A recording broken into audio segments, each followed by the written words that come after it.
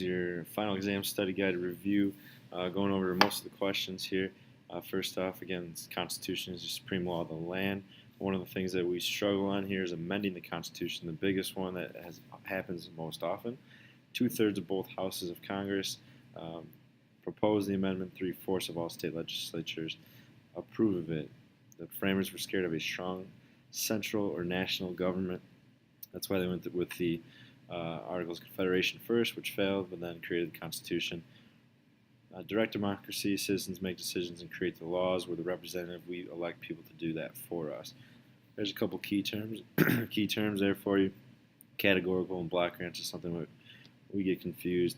There's your examples down there. A gift card to a specific store is like a categorical grant, so a specific reason or purpose. Block grant is like a Visa gift card. It has more discretion for the states to choose what they would like to use the money for.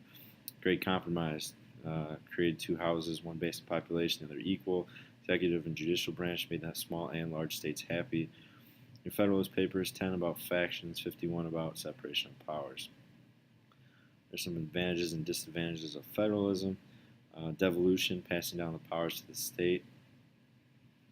Look at your political participation, more likely to vote if you're higher educated. A lot of people with college degrees are more likely to be liberal as well. If you have more education, more likely to participate. Most people get their ideas of political views from their parents. Internal and external efficacy. Internal, remember, inside the head. Understanding politics. External, perception of your ability to affect change outside. Over voter turnout, weekday votes is the biggest one. Fraud, local elections, there's a lot of them. Big time, or big point here for democracy. Everyone can vote. Everyone's equal. Majority rules, so whoever gets the most votes, and then they're trying to respond to public opinion. 50 to 60% of people vote in presidential elections, much lower in other elections. Motor voter law, you can sign up at the DMV, however, has not really created or affect voting participation. There's some examples of political participation. African Americans were held back by many things. Pork barrel, again, funds going to your local projects by Congress people to benefit their constituents so they get reelected. The Rules Committee, it's only in the House of Representatives to decide the rules for the debate, for amending a bill. It's one of the most important committees in the House. Filibusters only in the Senate. There's no time. You can talk it to death. You can go over the cloture rule, where 16 senators have to create a petition, sign it, then 3/4 have to agree to end the debate. Now they have, for most appointees, besides Supreme Court justices, all you need is 51 to end a filibuster, which the Democrats created, and now the Republicans are going to take advantage of. Revenue bills have to start in the House because they represent the people. All approvals or nominations are approved by the Senate. The House Ways and Means Committee is the tax writing committee only in the House of Representatives, again, because they represent the people. Then the House Appropriations Committee provides all the funds for the bureaucracies. That iron triangle, bureaucracies, legislative committees, and interest groups, also known as an issue network nowadays because there's more than one interest group. Oversight committees is the way Congress can hold hearings, investigate all the bureaucracies. The most powerful person in the House is the Speaker. The pro tempore will preside over the Senate when the VP is not there. One of the powers of the VP is to break a tie in the Senate. Competitive service versus expective. You're competitive, they give tests, they send top scores to the agency, and they get to pick from those. The expected is about 3,000. Those are appointees who will serve the will of the president. Must be approved by the Senate, but the president can pick whoever he or she would like. Congress creates statutes. Statutes are also known as federal laws. That's one way that they can control the congressional committees. Public opinion reveals about Congress. That's usually the most or least liked branch. In the past, the Senate was chosen by the state legislatures. Now the 17th Amendment has changed that, so we vote for them. Standing committees that report on bills that are permanent, so they're most important. Select committees are temporary, deal with some important issues. There's some joint committees that aren't as important, and conference committees are going to resolve issues between similar bills in the House and the Senate. Anyone in the House or the Senate can introduce a bill. Idea of a joint resolution for an amendment, the House and the Senate working together to propose an amendment. This is not like a bill where the president has to sign it. Discharge, to get a bill out of a committee in the House so that they can quickly discuss and vote on it. Rarely happens.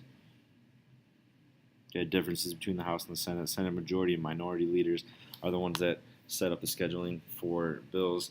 In the House Rules Committee, they make these rules. 2/3 vote in order to override a veto. Doesn't happen often. Less than 5%. A couple roles of the president. Presidential popularity declines over time, but peaks at election time. Can appoint anyone in the executive department. Must be approved by the Senate. House Chief of Staff, most important person, not approved by Congress, but appointed by the president.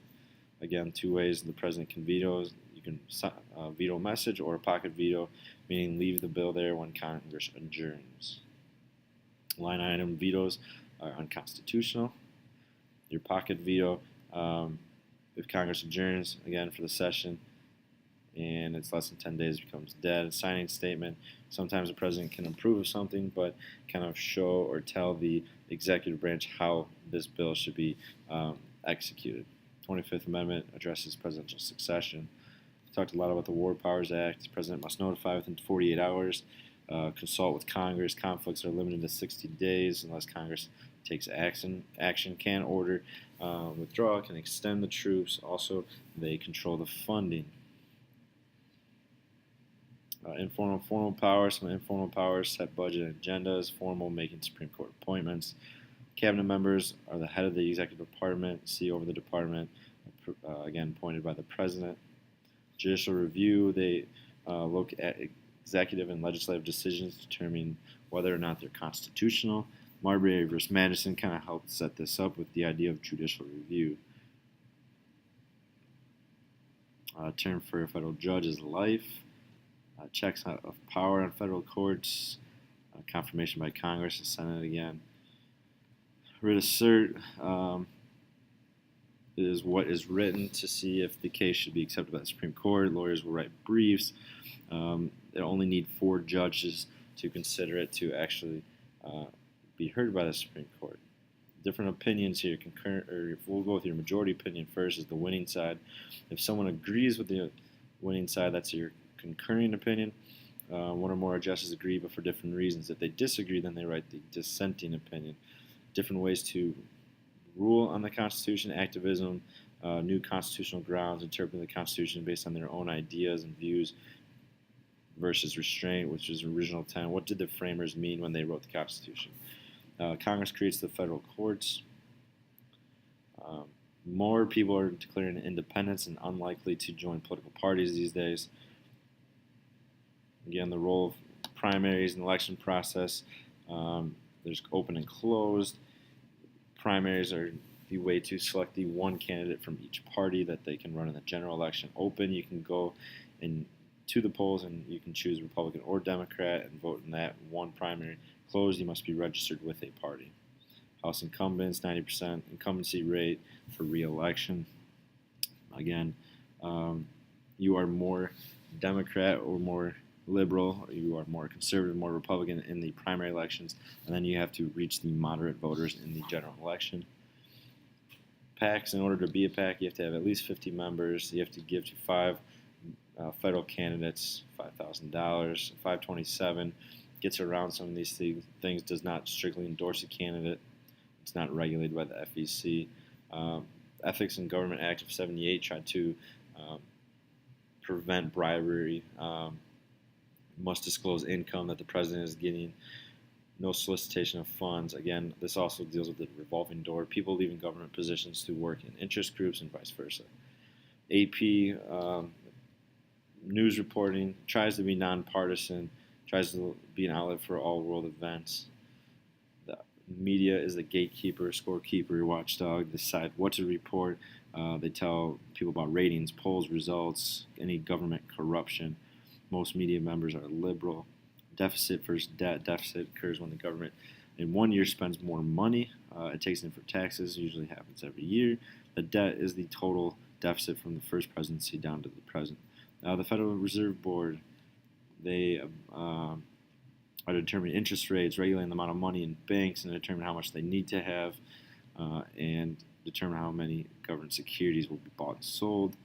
Gold plating, the idea that Pentagon officials want really excessive and high requirements for weapons and machinery, and they spend a lot of money on these things. Presidential public opinion is usually high. They want to rally around the flag, protect the borders when something bad happens, and then slowly declines. Again, War Powers Act we talked about, congressional check on president's military. There's oversight committees. They provide military and economic aid. And environmental impact statement, anytime a project with federal money is being used, there must have an environmental impact statement to see if there's anything that will harm the environment. Civil liberties, basic freedoms guaranteed by the Bill of Rights, protects you against the government. Your civil rights down here protect you from unequal treatment. 14th Amendment, again, made slave citizens, the Due Process Clause, and Equal Protection Clause, which then uses to incorporate the Bill of Rights. Barron v. Baltimore, the first case, Fifth Amendment, they said did not apply, so it was not incorporated by the states. But then Gitlow in New York, they said it did apply to the states, even though he was convicted because his freedom of speech was not protected because of the clear and present danger test. Map in Ohio, Wolf v. Colorado's exclusionary rule, any evidence obtained illegally cannot be used in court. Plessy-Ferguson, separate but equal, allows state or racial segregation, again, overturned by Brown v. Board. Civil Rights Act, again, outlaws any discrimination based on race, color, religion, or sex.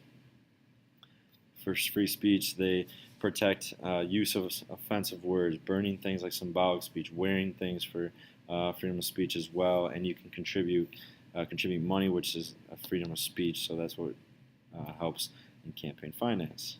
That clear and present danger test I talked about protects you in the First Amendment.